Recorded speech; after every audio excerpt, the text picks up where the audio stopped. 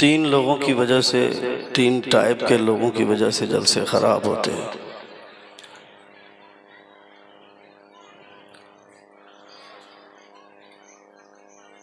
ایسا پیر جو رات کے 10 بجے ہی مائک مانگ لے تو سمجھو جلسہ ڈیمیج کرنے آیا ہے۔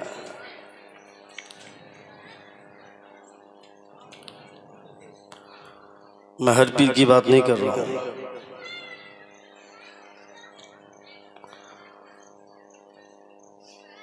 اور دوسرا ایسے لوگ جو جلسوں کے آس پاس میں دکانیں لگاتے ہیں۔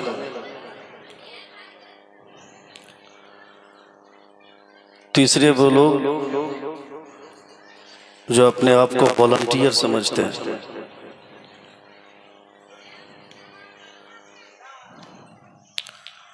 ایسے لوگوں کی وجہ سے جلسے خراب ہوتے ہیں، اور کچھ اس طرح کے بھی لوگ ہوتے ہیں جو اپنے آپ کو وی آئی پی سمجھتے ہیں۔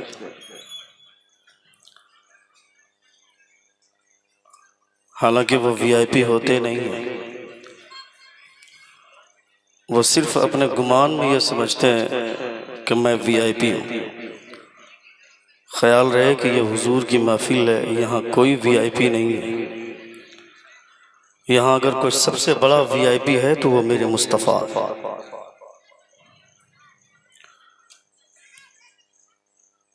دنیا کے سب سے بڑے وی آئی پی کا نام محمد الرسول اللہ۔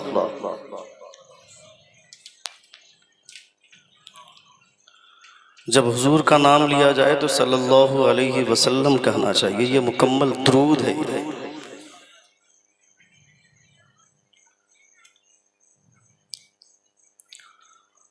جلسے تفریح طبع کے لیے نہیں ہوتے ہیں، جلسے اس لیے ہوتے ہیں کہ تاکہ لوگ بیٹھ کر مصطفیٰ جان رحمت صلی اللہ تعالی علیہ وسلم کے قوانین سے اپنے آپ کو آگاہ کریں۔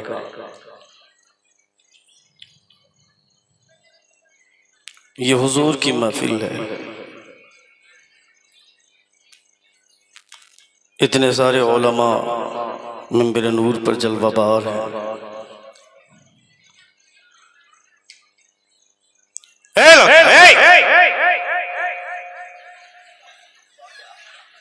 ایک سیکنڈ، میں کامیڈی کرنے نہیں آیا، مجھے ایسے مولانا سے چڑ ہے جو میرے رسول میں بیٹھ کر ہنسی مذاق کی بات کرتا ہے۔ یہ حضور کی محفل ہے، ہنسنا ہی ہوگا، ہنسانا ہی ہوگا۔ بخاری شریف پڑھ کر وہی کام کریں گے جو کام کپل شرما کرتا ہے، تو بخاری شریف کس لیے پڑھی تھی؟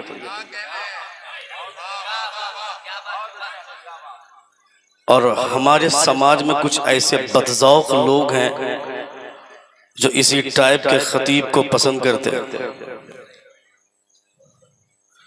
یہ حضور کی محفل ہے، یہاں بیٹھ کر ہنسنے کی ضرورت نہیں ہے، یہاں بیٹھ کر رونے کی عادت ڈالو اور اپنے آپ کا محاسبہ کرو۔ یہاں کھیل نہیں ہو رہا، یہاں تماشا نہیں ہو رہا۔ ہنسنا ہوگا تو ٹک ٹاک میں ایسے ہزاروں اور لاکھوں ویڈیوز ہیں جس کو دیکھ کر آدمی دن بھر ہنس سکتا ہے۔ یہاں بھی بیٹھ کر ہنسیں گے جس محفل میں حضور تشریف فرما ہوتے ہیں، روحانی اعتبار سے مصطفیٰ کی جلوہ نمائی ہوتی ہے، فرشتے تشریف فرما ہوتے ہیں۔ یہاں بیٹھ کر محاسبہ کرنا چاہیے اپنے اعمال کا، یہاں بیٹھ کر اپنے ضمیر کو جھنجھوڑنا چاہیے۔ جو یہاں ہنستا ہے وہ قیامت میں روئے گا، وہ خطیب کی بھی کٹائی ہوگی اور تمہاری بھی کٹائی ہوگی قیامت کے دن۔ یاد رکھنا، شریعت ایک کھلی تلوار ہے، جو اس کی زد میں آئے گا کٹے گا۔ مجلسی گفتگو ہم لوگ کرتے ہیں، علامہ شہادت صاحب قبلہ ہے، علامہ حبیب اللہ فیضی صاحب قبلہ جو سند یافتہ عالم ہے، یہ الگ بات ہے، نغمگیت کے سلطان بنے بیٹھے۔ اللہ رب العزت نے انہیں وہ فنکاری عطا فرمائی ہے، اس قلا سے نوازا ہے لوگوں کے 1000 فالوور بن جاتے ہیں یا 100 فالوور بن جاتے ہیں تو لوگ کہتے ہیں 100 لوگ مجھ کو فالو کرتے ہیں. یہاں 100 نعت خواں ایسے ہیں جو حبیب اللہ فیضی کے نقل کرتے ہیں. یہ تو اللہ کا شکر ہے. مدھو پور میں چاہے جتنی بڑی عمارت بن جائے اس عمارت سے مدھو پور کو اتنی شہرت نہیں ملے گی جتنی شہرت حبیب اللہ فیضی کی وجہ سے شہرت حاصل ہوگی. اللہ رب العزت کا شکر و احسان کہ آپ کا تعلق ایسے علاقے سے. علامہ قمر الدین صاحب قبلہ مصباحی سند یافتہ عالم، ان کی زبان کی شیرینی اور حلاوت طلاقت لسانی کا باقپن کہتا ہے کہ ان کو نقیب نہیں معیاری خطیب ہونا چاہیے. مگر پروفیشنلی آدمی کسی فن کو اپنا لیتا ہے، ورنہ زبان اتنی صاف اور ستھری ہے کہ کئی خطبہ کو پیدا کرنے کی صلاحیت رکھتے ہیں. اللہ رب العزت ان کی زبان میں مزید قوت گویائی عطا فرمائے. یہ حضور کی محفل مصطفیٰ جان رحمت صلی اللہ تعالی علیہ. اے بابو اے ہیلو بھائی صاحب، آپ سب قریب آ جائیں گے ذرا، جتنے نوجوان لڑکے کھڑے یہاں جگہ ہے، بیٹھ جاؤ بابو، آ جاؤ جلدی آ جاؤ، میری تقریر شروع ہو رہی ہے. اے بابو اے آپ سے بھی بول رہا ہوں، آ جائیے، پیسہ بہت کما لیا، آؤ نا یار.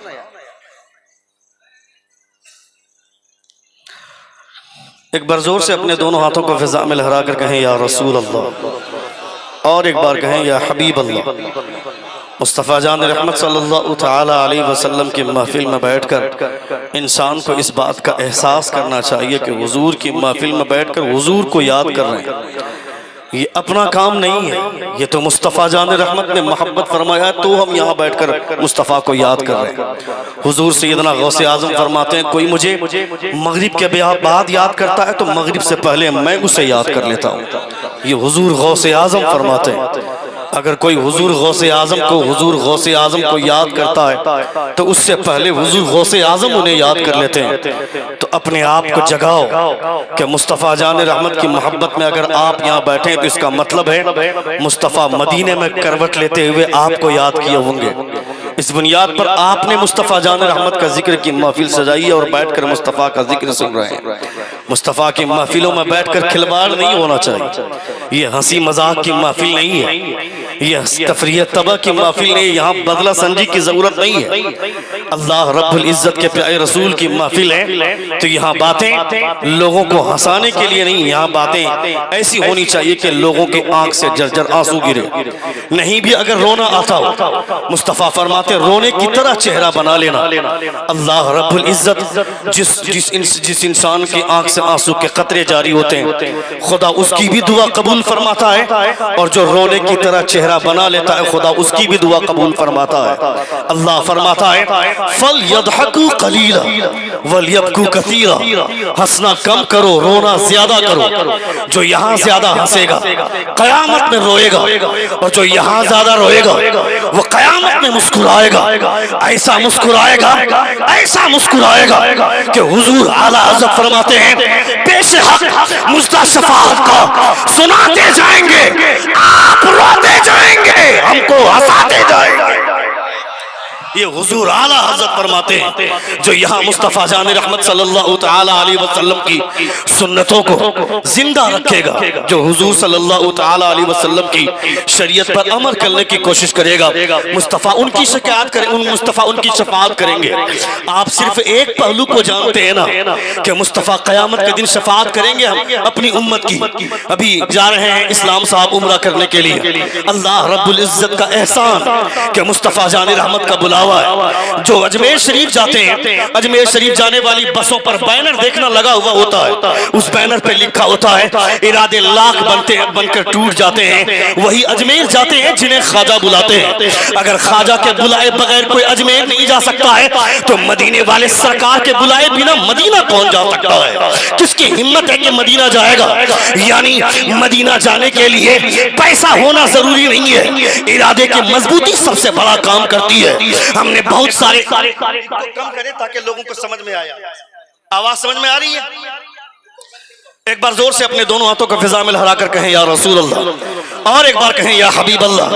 ارادے مضبوط ہونے چاہیے، اپنے دل کی پختگی، ارادوں کی کیفیت ایسی ہونی چاہیے کہ مدینے والے سرکار آپ کو یاد کر لیں، نبی کونین آپ کو یاد کر لیں، مصطفیٰ جان رحمت صلی اللہ تعالی وسلم کی بارگاہ میں جا رہے ہیں آپ کی حیثیت الگ ہو گئی، آپ کا اسٹیٹس الگ ہو گیا، آپ کا وقار الگ ہو گیا۔ تم اسٹیٹس کو سمجھتے ہو کہ واٹس ایپ میں ایک آپشن آتا ہے اسٹیٹس، اس اسٹیٹس میں نچنیوں کی تصویر لگا دی، ناچنے والی لڑکیوں کا ڈانس لگا دیا، سوچا کہ ہمارا اسٹیٹس۔ اے بے وقوف، دنیا والے تمہاری پہچان بتانا چاہتے ہیں، یعنی تم اپنے موبائل میں واٹس ایپ میں اگر ناچنے والی لونڈی کو لگائے گا، ناچنے والی نچنیاں کی تصویر لگائے گا، اس کا ڈانس لگائے گا، اس کی رنگین تصویر لگائے گا، تو دنیا والے تمہارا اسٹیٹس پہچان رہے ہیں، دنیا والے تمہاری حیثیت جان رہے ہیں۔ تمہاری حیثیت یہ نہیں ہے کہ کسی بالی ووڈ کے اداکارہ کی تصویر لگائے، تمہارا اسٹیٹس یہ نہیں ہے کہ بالی ووڈ کے ناچنے والی کسی لڑکی کی تصویر لگائے، بلکہ تمہارا اسٹیٹس یہ ہے کہ جب تمہارا اسٹیٹس دیکھنا چاہے تو کسی ناچنے والی کی تصویر نہیں، گنبد خضرا کی نعت پڑھنے والے کسی شاعر کی نعت ہو، کسی مقرر کی تقریر ہو، تاکہ دنیا والے جان لیں کہ یہ مصطفیٰ جان رحمت کا غلام ہے۔ جب یہاں ان کا اسٹیٹس اتنا اچھا ہے تو قیامت میں ان کا اسٹیٹس کتنا اچھا ہوگا۔ تمہیں اپنے اسٹیٹس کی خبر ہونی چاہیے۔ یہ مدینہ شریف جا رہے ہیں، اس سے اچھا کوئی سفر نہیں ہے جو سفر مدینہ شریف کی طرف جاتا ہے۔ نبی کونین صلی اللہ علیہ وسلم، سن رہے ہیں آپ؟ سن رہے ہیں؟ کتنے لوگ سن رہے؟ ذرا ہاتھ اٹھا کر کہیں یا رسول اللہ، اور ایک بار کہیں یا حبیب اللہ۔ مصطفیٰ جان رحمت صلی اللہ تعالی علیہ وسلم کے شہر کی طرف جا رہے ہیں، ان سے اچھا، اس شہر سے اچھا کوئی شہر نہیں ہے۔ اللہ رب العزت کے پیارے نبی حضرت ابراہیم علیہ الصلوۃ والتسلیم نے فرمایا تھا، وَإِذْ قَالَ إِبْرَاهِيمُ رَبِّ اجْعَلْ هَذَا الْبَلَدَ آمِنًا وَاجْنُبْنِي وَبَنِيَّ أَن نَّعْبُدَ الْأَصْنَامَ۔ اے پروردگارا، میں نے اس شہر میں خانہ کعبہ کی تعمیر مکمل کر لی ہے، اب اس شہر کو شہر امن بنا دے، اس شہر کو شہر امین بنا دے، اور مجھے اور میری اولاد کو بتوں کی پرستش سے بچا۔ یہ حضرت ابراہیم علیہ الصلوۃ والتسلیم دعا فرماتے ہیں۔ نبی کونین کی آمد کے لیے دعا فرمائی حضرت ابراہیم نے، اے پروردگارا، میں نے خانہ کعبہ کی تعمیر کر دی، مگر اب اس کو آباد کون کرے گا؟ مصطفیٰ جان رحمت کی آمد کے تعلق سے حضرت ابراہیم نے دعا فرمائی تھی، ان کی دعا قبول ہوئی۔ مصطفیٰ مکے میں پیدا ہوئے، نبی کونین صلی اللہ علیہ وسلم کی جلوہ گری مکے میں ہوئی، مگر مصطفیٰ ہجرت کے موقع سے جب مدینہ تشریف لے جا رہے تھے تو بار بار مصطفیٰ مڑ کر خانہ کعبہ کی طرف دیکھتے ہیں اور حضور فرماتے ہیں، اے کعبہ، دنیا کے تمام گھروں میں سب سے بہترین گھر، سب سے خوبصورت اور سب سے محبوب گھر اگر میرے لیے کوئی ہے تو وہ تو ہے۔ اگر میری قوم مجھے پریشان نہ کرتی تو میں کبھی تجھے چھوڑ کر مدینہ نہیں جاتا، یہ میرے پیغمبر فرماتے ہیں۔ مگر مدینہ چلے جانے کے بعد نبی کونین نے جب مدینہ شہر کو آباد کر لیا تو مصطفیٰ فرماتے ہیں، مکہ حضرت ابراہیم نے آباد کیا ہے اور مدینہ میں نے آباد کیا ہے۔ زور سے بولیے، زور سے بولیے، زور سے بولیے۔ مکے کو میں نے آباد کیا ہے، اور مکے کو ابراہیم نے آباد کیا ہے، اور مدینہ میں نے آباد کیا ہے۔ یہ مصطفیٰ جان رحمت صلی اللہ تعالی علیہ وسلم کا شہر ہے۔ یا رسول اللہ۔ فیروز رہبر بڑی اچھی نقابت کرتے ہیں۔ عظمت بھاگلپوری صاحب کی ابھی نعتیہ شاعری پیش کرنی ہے، ابھی نعتیہ شاعری سے آپ محظوظ ہوں گے۔ ندیم رضا فیضی نے ابھی آپ کو بہت اچھی نعتیں سنائی، بہت اچھے حسین لب و لہجے سے آپ کو محظوظ کیا۔ اللہ رب العزت ان تماموں کو سلامت رکھے۔ فیروز رہبر صاحب یہ بول رہے تھے کہ حضرت لوگ تقریر سننے کے لیے مشتاق ہیں، جلدی چلیے، کھانا بھی کھانے ٹھیک سے نہیں دیا۔ یہاں آنے کے بعد میں واقعی محسوس کر رہا ہوں، جہاں کے لوگوں کی تہذیب اچھی ہوتی ہے وہاں کے لوگ خطاب سننا پسند کرتے ہیں، جہاں کے لوگوں کے خیالات اچھے ہوتے ہیں وہاں کے لوگ خطیب کا خطاب سنتے ہیں، چونکہ اسے پتہ ہے مصطفیٰ کی مدح سرائی کے طور پر شعرا کی شاعری سننا میرے لیے مجھے جتنا مزہ دیتا ہے، یہ شاعری جتنا مزہ دیتی ہے اتنا ہی مزہ مجھ کو کسی خطیب کا خطاب دیتا ہے۔ کسی خطیب کا خطاب دیتا ہے، تقریریں بھی ہونی چاہیے، تقریریں بھی سننی چاہیے۔ میں ان آوارہ اور پگڈنڈیوں میں زندگی کے سیر کرنے والے، میں ان لچوں کی بات کیا کروں جو 12 بجے تک مصطفیٰ کی محفل میں بیٹھیں گے، فلاں صاحب آ رہے ہیں وہ بہت اچھی نعت پڑھتے ہیں، فلاں صاحب آ رہے ہیں بہت اچھی نعت پڑھتے ہیں، 12-1 بجے رات تک نعت خوانی ہوئی، اور جب تقریر کرنے کے لیے کوئی مقرر بیٹھا تو ایک ساتھ 25 آدمی اٹھ کر کے بھاگ گیا، 50 آدمی اٹھ کر کے بھاگ گیا۔ میں کہتا ہے بے وقوف، نعت تم سنو گے، تقریر تمہارا باپ سنے گا کیا؟ نعت بھی تمہارے لیے ضروری چیز ہے، تقریر بھی تمہارے لیے ضروری چیز ہے۔ تمہیں پتہ نہیں ہے اگر نعت خوانی کے ذریعے تمہارے اندر دیوانگی لائی جاتی ہے تو تقریر کے ذریعے تمہیں ہوش میں لایا جاتا ہے۔ اور یہ سمجھ لو کہ نعت مصطفیٰ جان رحمت کی شان میں پڑھے جانے والے اشعار اگر نبی کی نعت ہے تو تقریر میں جو باتیں کی جاتی ہے وہ بھی نبی کی نعت ہے۔ کیا بات ہے، نعرہ تکبیر، نعرہ رسالت، وہ بھی نبی کی نعت ہے۔ دلچسپی کے ساتھ سننا چاہیے، حق بولنے کی عادت انسان کو ڈالنی چاہیے۔ میں کہتا ہوں حق بولنے سے اگر آدمی کو برا بھی لگتا ہے تو اس سے کیا فرق پڑتا ہے؟ مجھے اس سے کوئی فرق نہیں پڑتا ہے، کس کو برا لگے، کس کو اچھا لگے، کس کو اچھا لگے۔ میں تو اتنا چاہتا ہوں جس مدینے والے سرکار کی بات ہو رہی ہے وہ مدینے والے سرکار خوش ہو جائیں۔ 4 لوگ اگر خوش نہیں ہوں گے تو کیا فرق پڑتا ہے؟ مگر حق بولنا چاہیے۔ ہمارے علماء نے حق بولنے کی ہمیشہ جرأت کی، اور کبھی ایسی جرأت ہونے کے بعد اگر بعد میں لوگ کھینچاتانی کریں اس سے کوئی فرق نہیں پڑتا ہے، حق بولنا چاہیے۔ ابھی آج سے 4-5 دن پہلے الحاج حبیب اللہ فیضی صاحب قبلہ نے ڈمری ویدھان سبھا کے حوالے سے چند باتیں ذرا سا پوسٹ میں کیا دی، لوگوں میں واویلا مچ گیا، لوگوں میں ایک ہنگامہ مچ گیا۔ وہ لچا جو پورنیہ شہر کا ایک نیتا ہے جس کا نام ہے ندیم، وہ بولتا ہے حبیب اللہ فیضی کے پاس اب جلسے نہیں رہے، پروگرام نہیں رہا تو اب وہ جو چاہ رہا ہے بک رہا ہے۔ میں کہتا ہے بے وقوف، تمہارے گھر کا چولہا بند ہو سکتا ہے مگر حبیب اللہ فیضی کے گھر کا چولہا بند نہیں ہوگا، اس لیے کہ تمہارے گھر میں جو چولہا جلتا ہے وہ دوسرے نیتاؤں کے تلوار چاٹنے کی وجہ سے چولہا جلتا ہے، مگر حبیب اللہ فیضی کے گھر میں چولہا تلوار چاٹنے کی وجہ سے نہیں، مصطفیٰ کی نعت کی برکتوں سے چولہا جل رہا ہے۔ نعرہ تکبیر، نعرہ رسالت، مسلک اعلیٰ حضرت حضرت علامہ شہاب الدین ثقافی شان مدھوپور حضرت الحاج حبیب اللہ فیضی۔ واہ واہ واہ واہ واہ واہ، جلسے بند ہو گئے، اس لیے اب ایسے میں جیسے تیسے بیان دے رہا۔ میں کہتا ہوں we the people of India having solemnly resolved to constitute India into a sovereign socialist secular democratic and republic، یہ بھارت کا سمویدھان ہمیں freedom of thought، freedom of expression، freedom of worship، freedom of belief، یہ ساری آزادی مجھے بھارت کا سمویدھان دیتا ہے۔ کہاں عبادت کرنی ہے، کہاں نہیں کرنی ہے، اس کی آزادی میں بھارت کا سمویدھان دیتا ہے۔ کس پر ایمان رکھنا ہے، کس پر نہیں رکھنا ہے، اس کی آزادی میں بھارت کا سمویدھان دیتا ہے۔ کس پر اپنی رائے دینی ہے، کس پر نہیں دینی ہے، اس کی آزادی بھی ہمیں بھارت کا سمویدھان دیتا ہے۔ ہم کیا بولیں گے، ہم کیا سوچیں گے، اس کی آزادی میں بھارت کا سمویدھان دیتا ہے۔ لوگ بولتے ہیں مولوی کو راجنیتی نہیں کرنی چاہیے، مولوی کو مسجد میں رہنا چاہیے یا مدرسے میں رہنا چاہیے، ان کو سیاست سے کیا تعلق ہے؟ میں کہتا ہے بے وقوف، کھڑا ہو کر پیشاب کرنے والا آدمی راجنیتی کیا کرے گا؟ میں کہتا ہوں ہمارے علماء کو راجنیتی کرنی چاہیے۔ جب سے علماء نے راجنیتی کا میدان چھوڑا ہے تب سے یہ راجنیتی کسی کے رکھیل بن کر کے رہ گئی، یہ ناجائز اولاد بن کر کے رہ گئی۔ ہمارے علماء اگر آج بھی سیاست میں آ جائے، میں کہتا ہوں وہ حیدرآباد کا اویسی 350 کے بیچ میں وہ عالم نہیں ہے، مولوی نہیں ہے، عالموں کی صحبت میں بیٹھتا ہے تو 350 MP پر بھاری ہوتا ہے۔ جب عالموں کی صحبت میں بیٹھنے والوں کی زبان کا مقابلہ کوئی نہیں کر سکتا ہے تو ایک عالم کی زبان کا مقابلہ کون کرے گا؟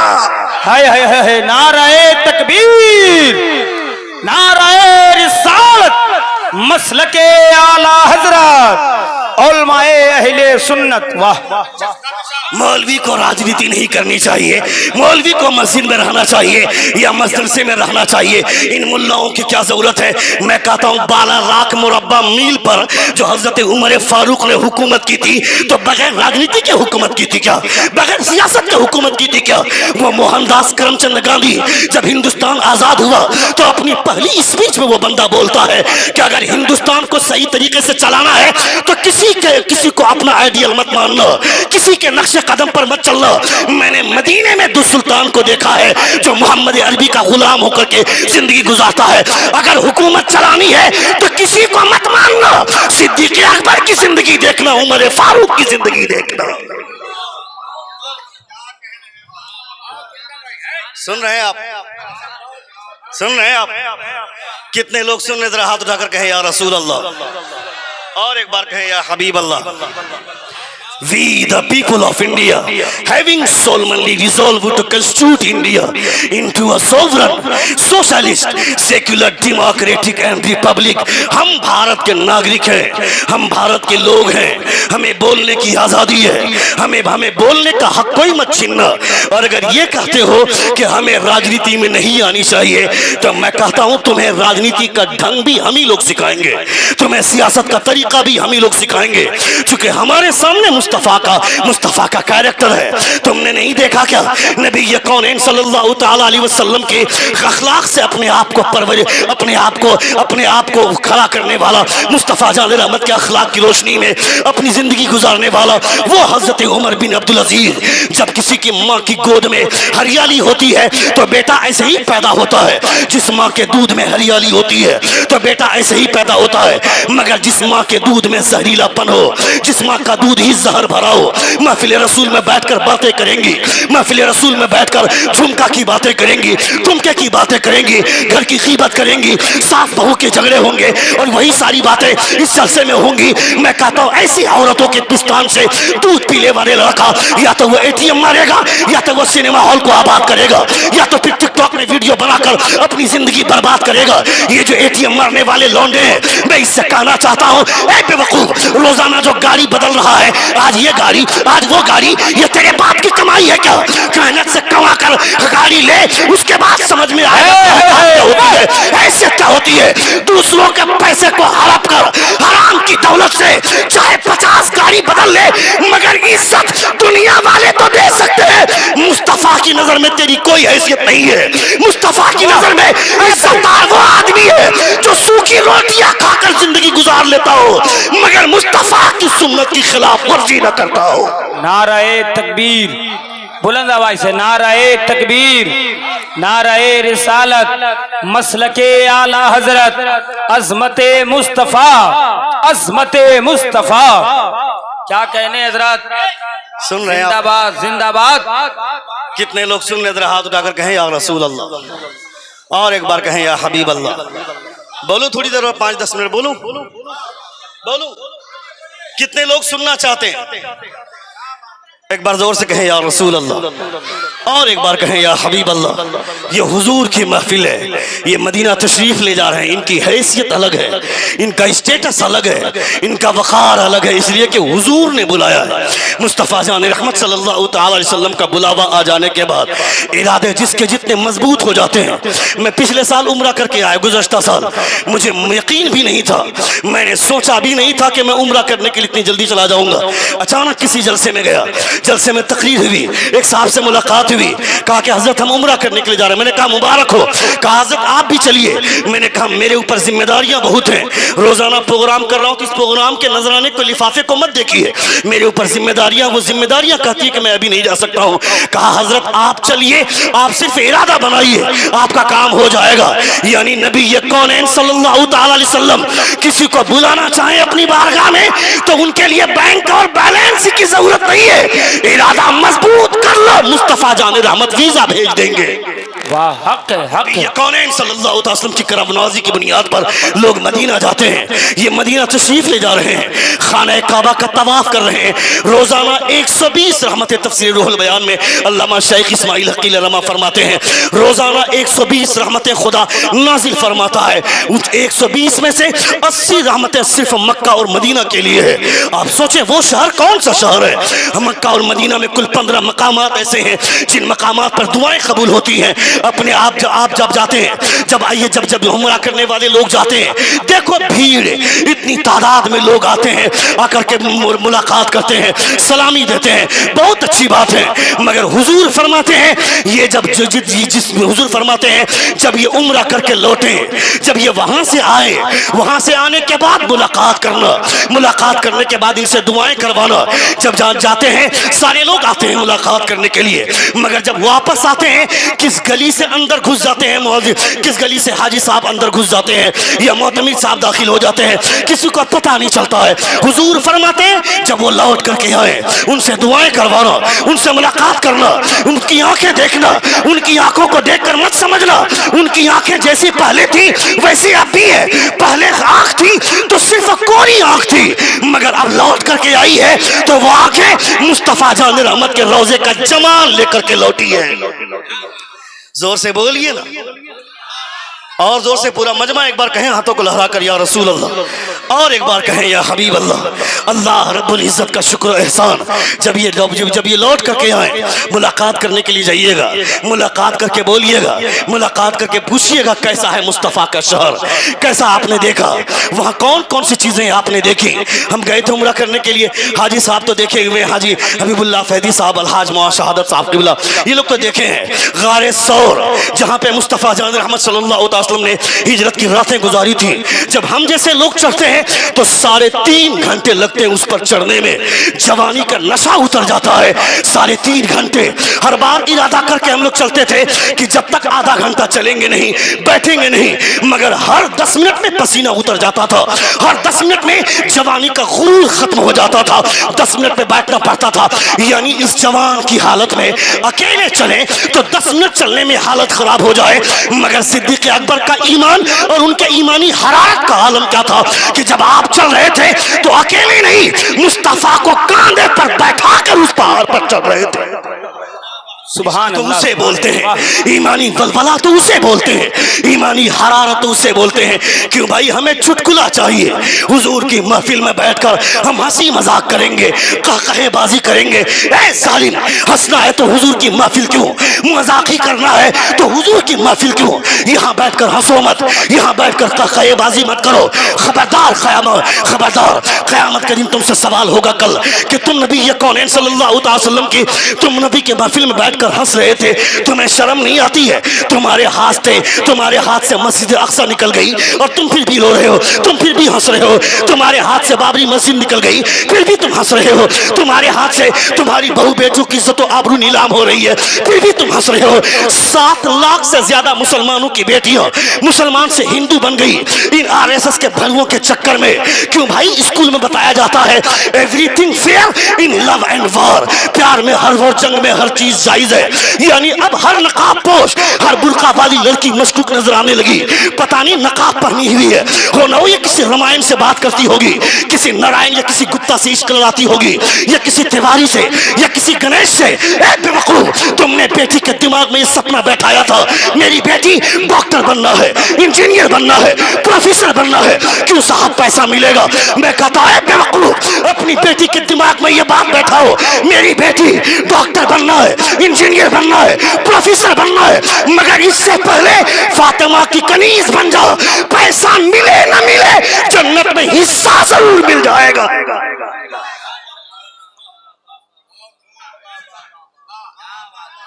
سن رہے ہیں؟ مجمع سے نعرہ اور لگانا جانتے ہیں کوئی نہیں؟